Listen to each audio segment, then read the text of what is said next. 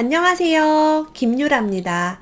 오늘은 엄마의 강점을 돈으로 바꾸는 엄마의 경제 독립 프로젝트라는 책을 가져왔어요. 이 책은 베스트셀러 작가인 이지영 작가님의 5번째 신간이라고 합니다.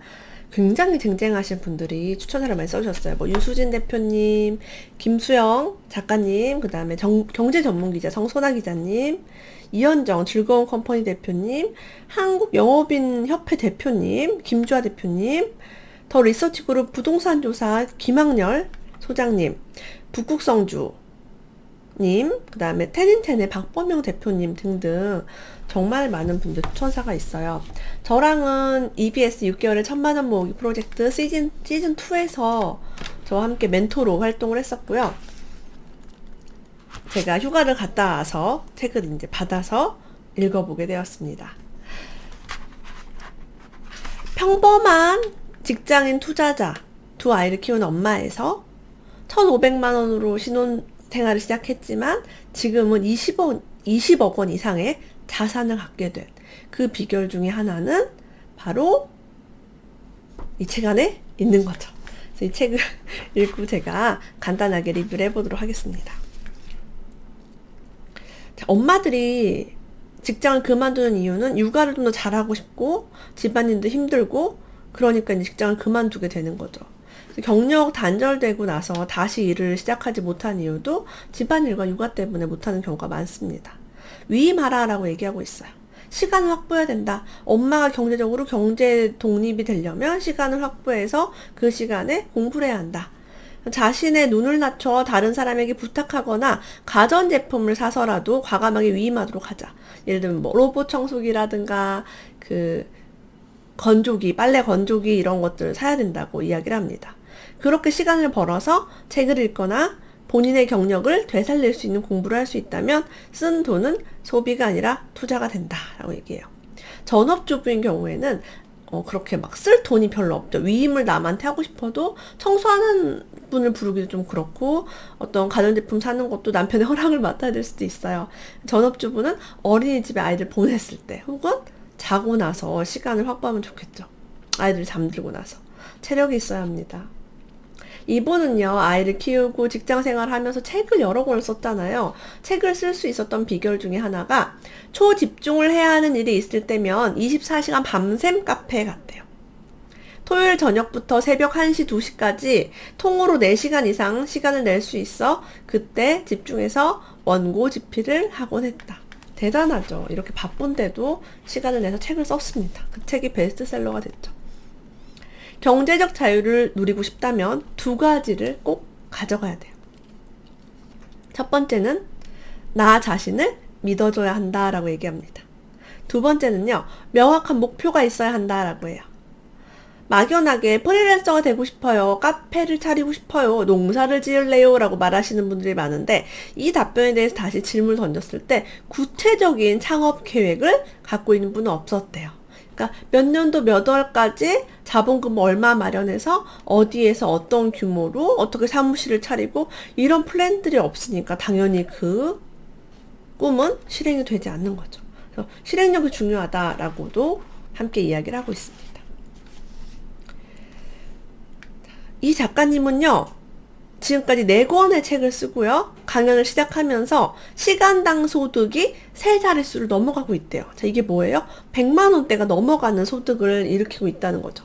그래서 돈을 이제 벌려면 나눔이라는 가치를 품어야 된대요. 그래서 책도 쓰고 강의도 하고 이런 행위가 남한테 나누는 거죠. 그래서 이런 걸 통해서 소득을 굉장히 많이 높일 수 있다라고도 이야기합니다.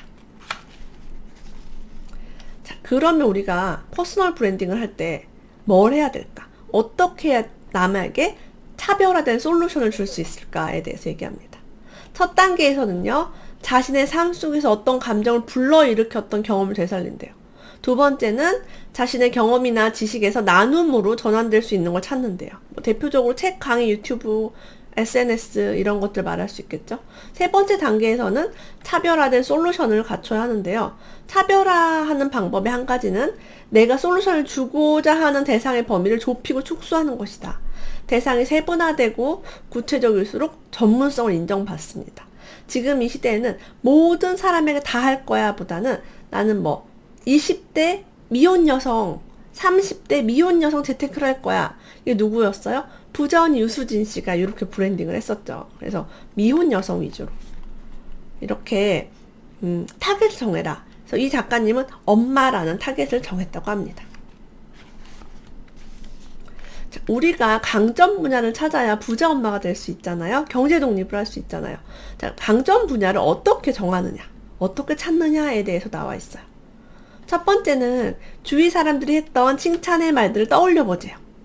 두 번째는 어떻게 그걸 너 해냈어? 라는 질문을 받은 적이 있는지 생각해 보자 라고 합니다. 세 번째는 넌 어쩜 그렇게 그 분야에 관심이 많아? 라고 하는 생각해 보래요.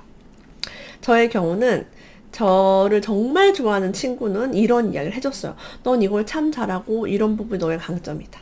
하지만 내 주변에 좋은 사람이 있을 땐 이 말을 들을 수 있지만 내가 인간관계가 좀 좋지 않거나 좋은 친구가 없다면 강점에 대해 듣기가 굉장히 힘듭니다. 예를 들면 저는 제 부모님이 너 투자를 하다가 망할 수도 있다. 너의 인기는 거품이다. 이런 말을 여러 번 했었고, 남편의 경우는 네 책을 누가 읽겠어, 네 강의를 누가 듣겠어 라는 말을 최근까지도 아주 여러 번 정말 귀에 못이 박히도록 제가 들었습니다. 그래서 여러분들 제가 드리고 싶은 말은요, 칭찬을 여러분께 하지 않아도 여러분은 고귀한 존재고 가치 있는 존재입니다. 그래서 악플러들이 귀에 대고 막 떠들어도 내가 이걸 좋아하고 내가 이걸 잘한다고 믿으면 믿고 밀고 나가는 거 되게 필요해요. 누가 칭찬을 해주는 것 굉장히 좋은데 혹시 악플을 하더라도 괜찮다라고 이야기를 하고 싶습니다. 자, 강점 분야 주제를 정하기 위한 탑5 질문이 있어요. 어렸을 때부터 꼭 해보고 싶었던 일이 있다면 무엇인가? 저는 방송국에서 일하는 거 가수였습니다. 두 번째는 남들이 나에게 타고났다라고 말했던 것이 있다면 무엇인가? 저는 이렇게 좀 노는 거 좋아했어요. 공부하는 거 말고. 약간 특이하다, 또라이 같다라는 말 많이 들었고요. 밤새서 해도 지겹지 않을 만큼 몰입했던 일은 무엇인가? 어렸을 때는 별로 없었는데 조금 어른 되고 나서 책 읽는 거, 부동산 공부하는 거, 그 다음에 컴퓨터 하는 거. 컴퓨터는 어렸을 때부터 밤새서 잘했어요. 게임하고 이런 거. 그러니까 제가 컴퓨터로 지금 하는 것들이 되게 재밌습니다. 블로그도 제가 막 한밤 새벽에도 막 하고 이러죠. 나도 모르게 저 사람 부럽다라고 생각했던 롤모델 누구인가? 저는 김미경 TV 운영하시는 김미경 원장님, 꿈전도사 김수영 작가님, 그 다음에 김세 작가님, 정말 부럽다라고 여러모로 생각을 했죠. 당신이 사람들에게 도움이 되었던 분야는 무엇인가? 내가 남에게 도움되었던 게 무엇인가? 요거는 좀 생각을 더 해봐야겠네요. 이런 것도 여러분들이 적어보시면 되게 좋아요. 아, 난 뭘 잘하지? 어떤 분은요, 메이크업을 하게 됐대요. 근데 SNS에 이렇게 올렸다고 합니다. 인스타그램에 올린 것 같네요. 데이트 메이크업, 졸업 메이크업, 면접 메이크업, 이렇게 해시태그를 달아서 홍보를 하기 시작했대요. 후배는 저렴한 임대료를 감안해 메이크업 서비스 가격을 저렴하게 조정을 해서 이것 때문에 숍을 찾은 2030의 여성들, 그리고 대학생들 사이에서 가성비 좋은 곳으로 평가받으며 입소문이 났다고 합니다. 나중엔 카페 두 개서라고 이 대학생 타깃으로 했더니 고객들이 이제 메이크업 후기도 막 올리고요. 반응이 좋았다고 해요. 카페가 좋은 이유는 그 사람들의 참여와 반응을 이끌어낼 수 있습니다. 블로그나 유튜브는 거의 내가 일방적으로 정보를 전달하는데 카페는 사실은 카페직의 역할이 별로 중요하지 않죠. 이런 것들에 대해서도 여러 사례가 이 책에 나와 있어요. 자, 이런 돈이 되는 시스템을 구축하기 위한 질문 중에 제가 4가지만 한번 얘기해 볼게요. 첫 번째는 내가 하고 있는 사업을 매뉴얼로 정리할 수 있는가? 이렇게 할 수 있는가? 매뉴얼이 있어야 돼요. 두 번째, 내가 운영하는 걸 시스템으로 구축할 수 있는가? 이것도 거의 비슷한 맥락이죠. 세 번째, 내가 자리를 비우더라도 관리가 가능한가? 매뉴얼이 있고 이 매뉴얼을 잘 숙지하고 있는 직원이 필요하겠죠. 네 번째, 내가 사업을 하는 최종 목표는 무엇인가? 이런 것들을 한번 적어보고 생각하시면 더 좋겠습니다. 크라우드 펀딩이라는 게 있어요. 제가 이건 여러 번 말씀을 드렸는데요. 요즘 미국도 그렇고 우리나라 그렇고 벤처 스타트업은 대부분 크라우드 펀딩을 통해서 사업을 시작합니다. 왜냐하면 내 돈으로 해서 망하면 리스크가 너무 크니까. 크라우드 펀딩의 좋은 점은 뭐냐면요. 여러분 크라우드 펀딩 검색하면 그런 관련된 와디즈라든가 이런 기업들이 많아요. 그런 사이트가 많습니다. 내가 이런 아이템을 만들 거예요 라고 주문을 받아요. 그러면 사람들이 10개가 주문이 들어왔다. 그럼 제가 10개만 생산을 해서 정해진 날에 배송을 하는 거예요. 신기하죠? 이거는 주문이 들어오고 나서 만드는 방식이에요. 주문 다 받고 나서.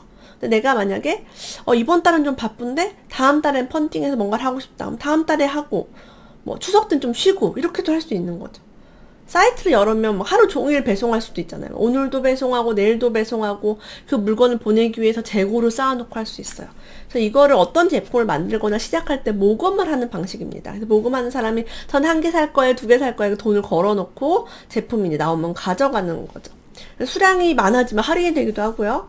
가장 좋은 점은 재고가 없다는 겁니다. 그래서 크라우드 펀딩으로 사업을 하는 건 망할 가능성이 거의 없다고 봐야죠. 왜냐면 마진 확보하고 가격을 확보하고 사업을 시작하니까요.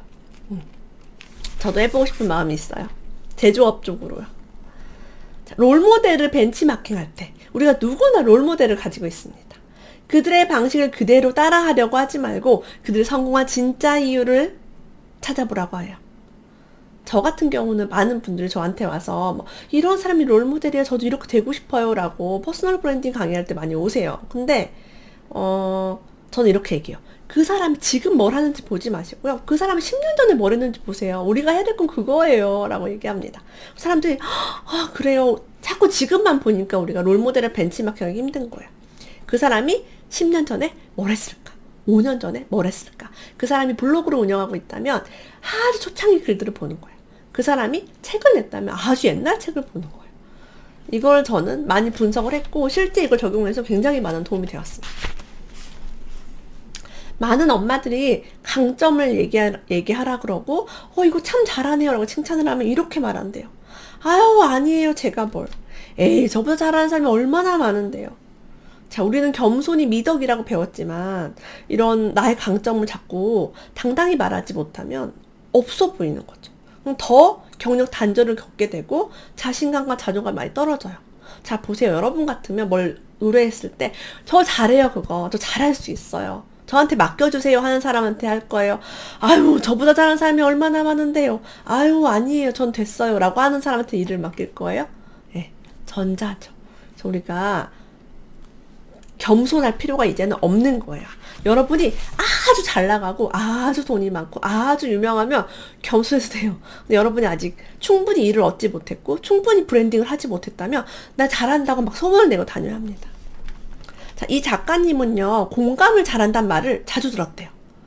그래서 입시학원 강사를 일할 때는 별로 도움이 안 됐대요. 왜냐면 입시학원에서는 막 혼내고 숙제를 더 많이 내고 스트릭트하게 해야 되는데 어제 무슨 일 있었니? 이런 식으로 이제 다정하게 너무 하니까.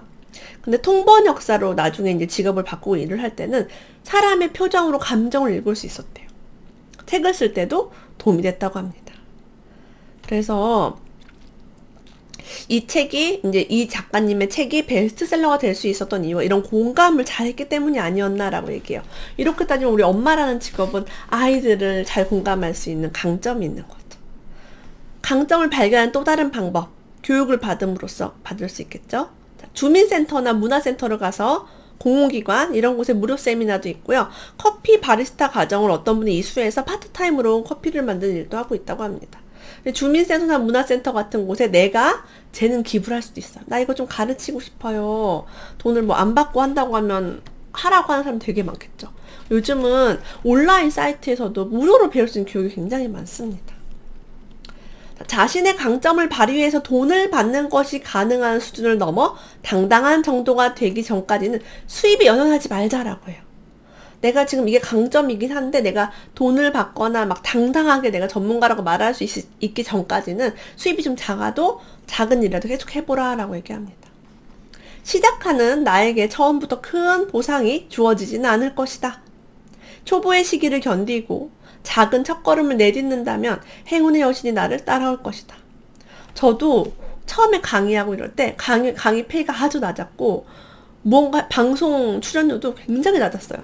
지금 방송 출연료가 많이 올랐죠. 옛날에는 5만원, 10만원 이렇게 받고 방송을 나가고 그랬죠.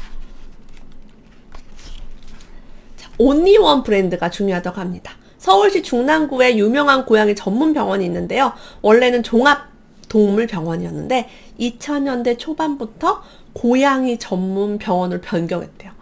여러분, 이분 진짜 미래를 내다본 거예요. 지금 고양이 집사들이 얼마나 많아요, 2019년에.